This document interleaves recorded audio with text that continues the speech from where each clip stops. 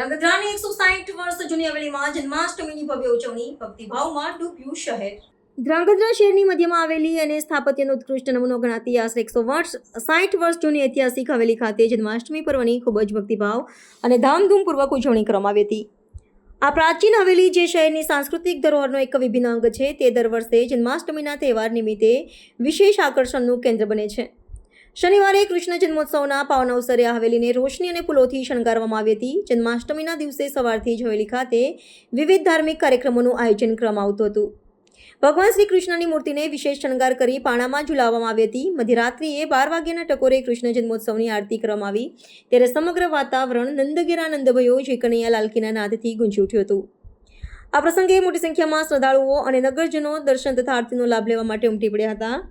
આ હવેલી ખાતેની જન્માષ્ટમીની ઉજવણીની પરંપરા વર્ષોથી ચાલી આવી છે અને તે સ્થાનિક લોકો માટે આસ્થાનું કેન્દ્ર છે। આ ઉજવણી માત્ર એક ધાર્મિક પ્રસંગ ન રહેતા સામાજિક સમરસતાનું પણ પ્રતીક બની જાય છે, જ્યાં તમામ જ્ઞાતિના લોકો એકઠા મળીને ઉત્સાહભેર ભાગ લે છે। આ ઐતિહાસિક સ્થળ પર થતી પારંપરિક ઉજવણી જૂની પેઢીની યાદોને તાજી કરે છે અને નવી પેઢીને સાંસ્કૃતિક વારસા સાથે જોડે છે। દર વર્ષે ભગવાન શ્રી કૃષ્ણચંદ્ર પરમાત્માની જન્મ જયંતિની ધામધૂમપૂર્વક ઉજવણી થાય છે।